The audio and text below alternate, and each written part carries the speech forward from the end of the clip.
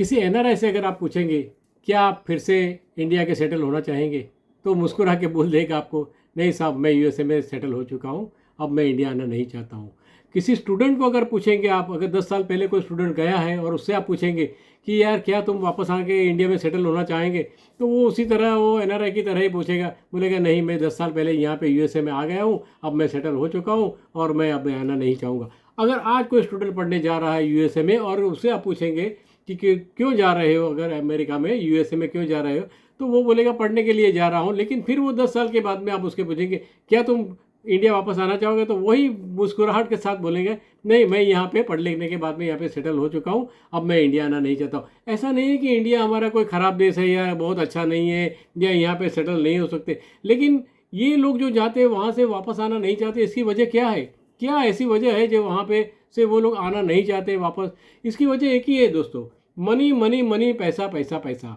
जो लोग यहाँ पे अगर अपनी कुछ कैरियर शुरू करना चाहते हैं, अगर कोई बिज़नेस करना चाहते हैं, तो वो एश्योर्ड नहीं होगा कि वो बिज़नेस सक्सेसफुल होगा या नहीं होगा। लेकिन वो वहाँ पे चले गए, जो लोग वहाँ पे जॉब कर रहे हैं, वहाँ पे जॉब के ऊपर वो अच्छा सा पैसा कमा रहे, एक हैंडसम अमाउंट कमा कर रहे, यानी उनको ऐसा लगता है कि भाई ऐसा मैं वापस फिर इंडिया में आऊँगा पढ़ने के लिखने के बाद में भी, तो मुझे ऐसी जॉब नहीं मिलेगी, ऐसा कोई बिज़नेस नहीं मिलेगा, इतना इन्वेस्टमेंट मुझे नहीं मिलेगा, और इसीलिए वो लोग आना नहीं चाहते। दूसरी वजह ये है कि वहाँ पे क्लाइमेट जो है, वहाँ पे कायदा कानून ऐसे हैं, वहाँ के रोड ऐसे हैं, वहाँ का पानी है, वहाँ का रेसिडेंस जो एरिया है वो सब ऐसे है कि वो उनको ज़्यादा सिक्योर फील होता है और वो वहाँ पे से वापस आना नहीं चाहते। तो आज के वीडियो के अंदर हम देखेंगे कि यूएसए के अंदर जो लोग सेटल हो चुके हैं वो क्या कर रहे हैं, उनकी सैलरी क्या है, और यूएसए से वो यूएसए हो, कनाडा हो, न्यूजीलैंड हो, ऑस्ट्रेलिया हो, कोई भी देश में सेटल हो चुके हैं, वापस आना नहीं चाहते। इसकी वजह एक ही है, वहाँ पे जो मिलती है जो हैंडसम सैलरी, और वहाँ पे वो सेट हो चुके हैं, अब इंडिया आके उनको मज़ा नहीं आएगा, सेटल नहीं हो सकेंगे।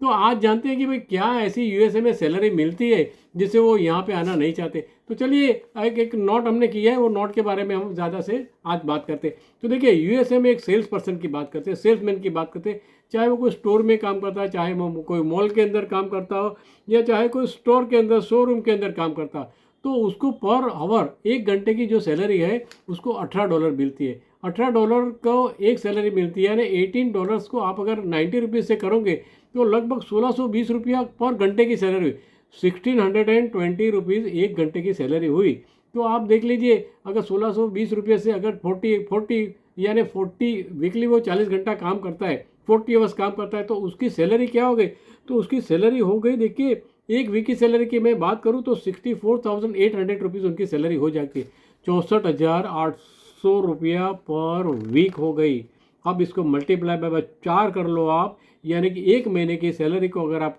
कैलकुलेशन करते हो तो 2,59,200 रुपीज़ होती है, यानी नियरली 2,60,000 रुपीज़ अगर उनकी सैलरी हो सकती है। और अगर उसको 12 कर लीजिए, 12 मंथ के अंदर करिए, 36 रुपये, नियरली 36 लाख रुपीज़ से उनकी एक ईयर की इनकम हो जाती है। तो यहाँ पे क्या इंडिया में 36 लाख रुपया कमाना कोई इजी है? वहाँ पे देखिए इजीली ये पैसा मिलता है उनको। ऐसा नहीं है कि उसको कुछ काम करना है, क्योंकि वो सेल्समैन है, कोई शोरूम में काम करता है, कोई मॉल के अंदर काम करता है, कोई स्टोर के अंदर काम करता है, ये उसकी सैलरी है। यहाँ पे अगर वो कोई स्किल्ड वर्कर भी अगर आप ले लो, 30,000 40,000 रुपया पर मंथ में मिलता है। तो एक महीने की अगर 30,000 40,000 रुपये सैलरी मिलती है किसी को यहाँ पे, और अगर उनके फैमिली के अंदर 4 जन को अगर पालना, तो क्या ये आज के दिनों के अंदर ये क्या पॉसिबल है? नहीं, पॉसिबल नहीं है, ये बहुत ही मुश्किल है उसके लिए काम करना, और वो स्ट्रेस में भी रहता है। तो ये जो लोग जाते हैं वहाँ पे, वहाँ से कोई आना नहीं चाहता। इसकी वजह पहली है कि उनकी सैलरी जो मिलती है वहाँ पे जो सेट हो चुके, तो उनको आने के लिए अभी कोई इसका कोई वजह नहीं रह जाती है। अब आप देखिए न्यूजीलैंड है, कनाडा है, ऑस्ट्रेलिया है, वहाँ पे हर जगह पे उनको बहुत सारे मौके मिलते हैं। कनाडा में आजकल बहुत सारे जॉब की अवेलेबिलिटी है। हाँ, अगर कोई आपका अगर कोई रिलेटिव्स है, व्यूअर्स में से मैं आप लोगों को बताऊंगा कि अगर आपका कोई रिलेटिव्स रह रहा है, या आपके कोई पहचान वाला हो रहा है, या आपको वहाँ पे कुछ जॉब अगर कुछ चाहिएगा, तो आप ऐसी कोशिश करिए कि आपके कोई जो भी रिलेटिव्स जो भी है उनसे कांटेक्ट कीजिए, उनसे बताइए कि भाई मैं भी वहाँ पे आना चाहता हूँ और वो किस तरह से मैं लीगली आ सकता हूँ। तो लीगली अगर आप जाते हैं वहाँ पे, तो सारे पेपर्स हो जाएंगे आपके, और आपको बहुत ही अच्छी तरह से वहाँ पे सेट हो जाएंगे, चाहे न्यूजीलैंड हो, चाहे ऑस्ट्रेलिया हो, चाहे यूके हो, चाहे कनाडा हो, तो वहाँ पे आप आराम से सेट हो जाएंगे। कोशिश करिए, क्योंकि यहाँ पे अगर आपको इतनी हैंडसम सैलरी नहीं मिल रही है, अगर नहीं सेट हो सकते, तो बाहर के कंट्री में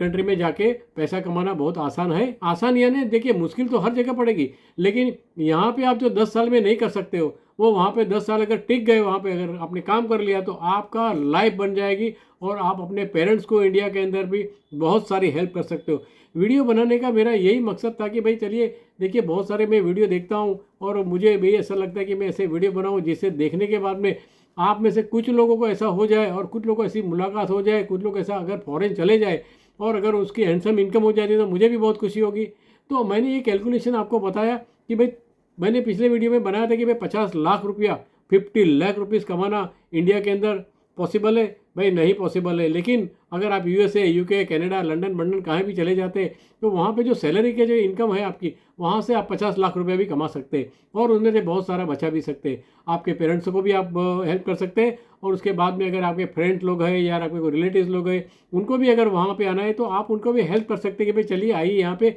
मैं यहाँ पे इतना सेट हो चुका हूँ तो आप लोग भी आइए, मैं आप लोग को हेल्प करूँगा। तो देखिए ऐसी बात है ये। तो वीडियो में लंबा इसलिए नहीं बनाना चाहता हूँ कि भाई आप लोगों को देखने का कंटाला ना आए, तो वीडियो मैं यहीं समाप्त करता हूँ। वीडियो पूरा देखिएगा, लाइक करिएगा, शेयर करिएगा, सब्सक्राइब करिएगा ताकि मेरे आने वाले वीडियो का आपको इंटीमेशन मिल जाएगा। वीडियो पूरा देखने के लिए थैंक यू वेरी मच।